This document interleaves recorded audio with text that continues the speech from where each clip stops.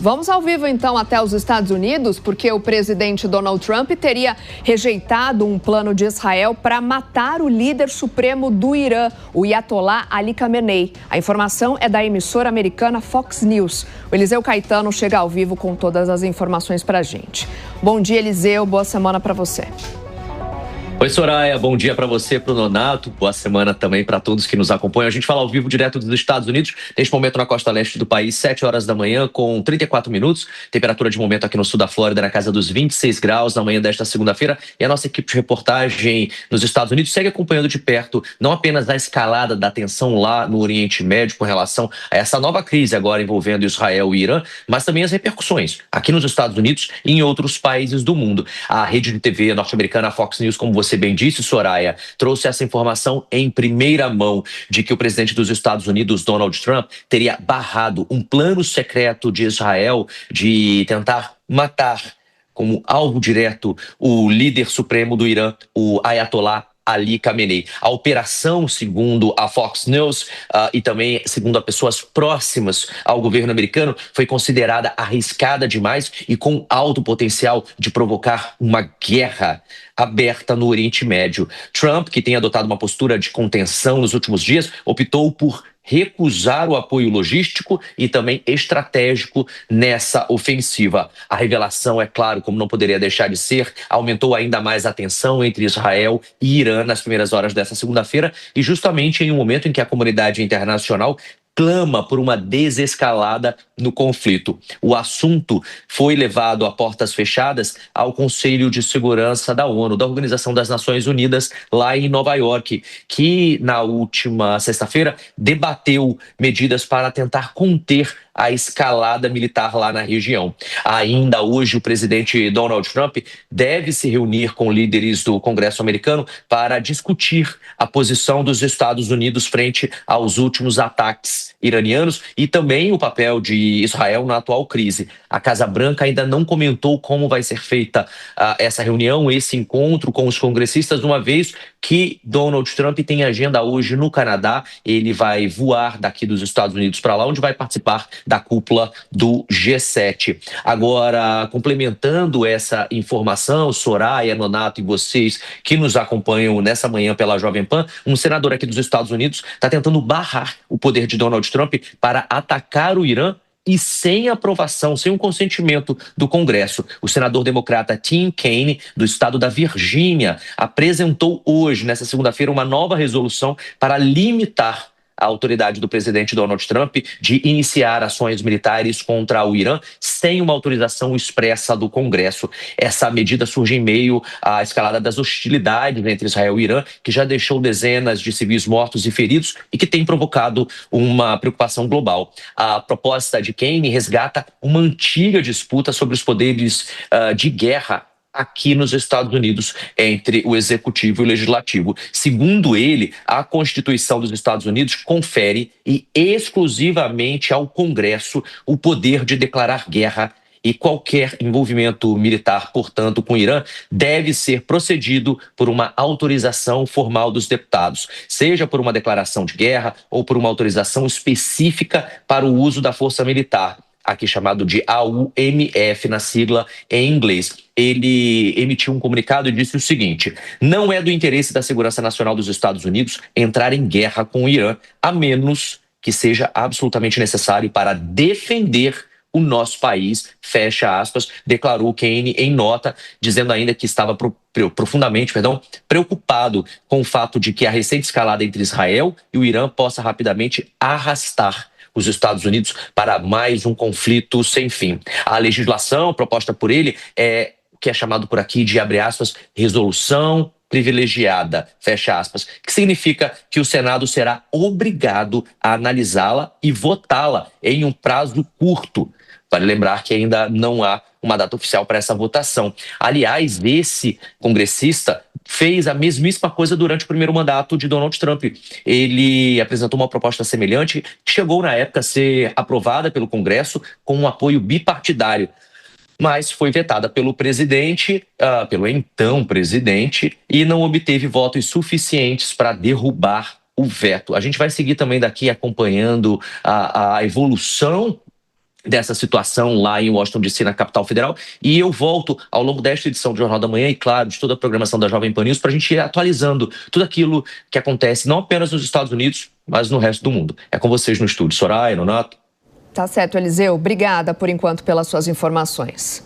Bom, há pouco a gente falava de países ou líderes que podem atuar como mediadores nesse conflito entre Israel e Irã.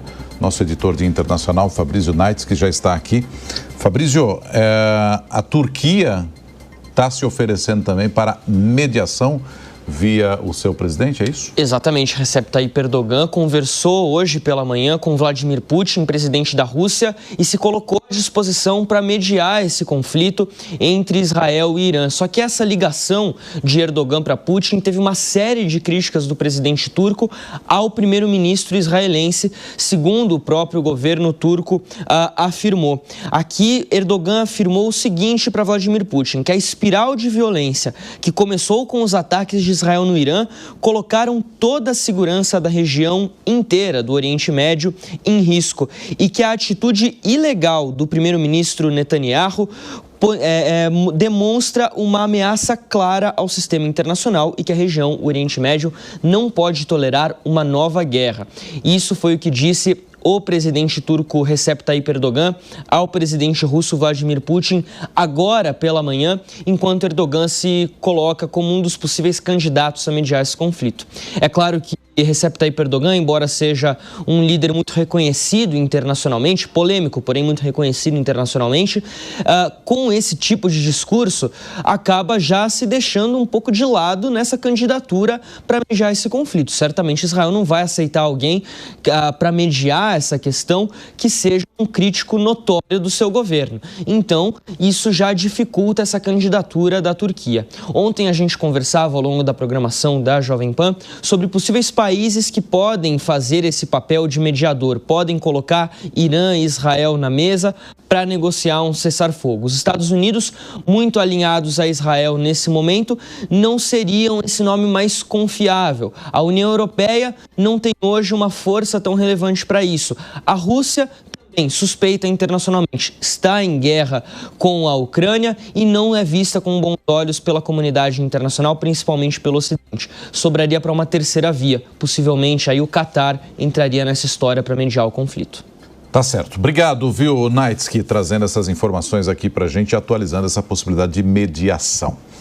Bom, seguimos no tema, porque o professor Marcos Vinícius de Freitas segue também com a gente. Professor, são vários atores aí para uma possibilidade de mediação, mas ontem eu e Naitsky, a gente comentava aqui no estúdio, talvez da carência de líderes que pudessem efetivamente entrar em ação para tentar uma mediação e que ambos os lados pudessem, se não concordar, mas pelo menos respeitar. Não, professor? É verdade, né? Em pensar que na década de 80, no finzinho da década de 70, nós vimos até o Vaticano envolvido na relação da China e da Argentina no canal de Beagle, né? Então, nós tivemos já no passado uma constelação de bons líderes internacionais e, infelizmente, a gente vê que isso não acontece justamente por causa dessa questão da própria mídia social, essa necessidade, às vezes, das lideranças quererem ficar lacrando ou querendo ficar aí, assumir um protagonismo que não tem, e esse é o problema que nós temos, né? Porque mesmo se você pensar nos personagens envolvidos, né, se nós pensarmos na França, o Macron tem uma popularidade baixíssima. Se você pensar no premier britânico, também existe esse problema. O Trump tem um problema grave também, que além de apoiar, ele enfrenta a própria base, né, que o movimento Make America Great Again, o MAGA, é totalmente contrário ao apoio nesse sentido, a uma guerra contra o Irã. Então, até mesmo esses líderes vão carecer dessa legitimidade necessária. O Catar tem tido aí um papel importante nesse processo todo, como o Fabrício falou, e é o que eu disse, né? Você poderia também colocar a China nesse pacote, alguém que fosse distante da região. Mas o problema é o seguinte, não é, Nonato? O que o primeiro-ministro Netanyahu pretende alcançar neste processo todo? Porque a grande discussão é justamente sobre isso. Se você leva ele para uma mesa de negociação, e aí eles negociam, qual é a efetividade de que este acordo vai ser perseguido e mantido pelos próximos governos também, não é? Porque a gente sabe que, de alguma forma, de alguma maneira, Netanyahu tem se mantido, tem tido uma sobrevida política em razão dessa situação, tanto em Gaza como agora. Então, ele consegue manipular isso em razão dos seus problemas domésticos. Então, essa é a grande questão. Podemos escolher um mediador. Pode surgir aí um mediador que possa colocar as partes para sentar na mesa. Mas até quanto o interesse doméstico vai afetar essa agenda também? Agora, professor, quando a gente pensa, né, nessas possibilidades de quem seria um mediador, quem conseguiria colocar aí um pé no freio nesse conflito, a ONU chega como essa possibilidade também? Ou o desgaste, enfim, dos principais atores também do Conselho de Segurança faria com que não houvesse esse interesse em intervir? Bom, só pensar numa coisa, né? O único que poderia convencer Netanyahu a agir nessa situação são os Estados Unidos, porque, inclusive, Netanyahu depende financeiramente, depende do suprimento de armas que os Estados Unidos têm. O próprio secretário-geral das Nações Unidas foi decretado, se eu não me engano, persona non grata em Israel, né, em razão dos comentários que ele fez com relação à situação em Gaza. Então, o que a gente nota é que, mesmo as Nações Unidas, ao longo do tempo, elas foram aí sendo prejudicadas pela imagem negativa que foi se criando, justamente diante dos impasses que se enfrentam no Conselho de Segurança, mas principalmente pela situação de que, às vezes, para o país interessa ter uma proximidade com as Nações Unidas, por outro lado, ele é contrário às Nações Unidas, e é isso que a gente tem observado nessa história toda. Então, a ONU não teria aí, seria interessante que o secretário-geral das Nações Unidas pudesse ter uma participação nesse processo todo. O Guterres tem esta capacidade, é um mediador por excelência, só que, por um lado, é decretado persona, né, non grata em Israel, então isso impossibilita ele de ter um maior protagonismo. Tá certo. Obrigado, professor Marcos Vinícius de Freitas.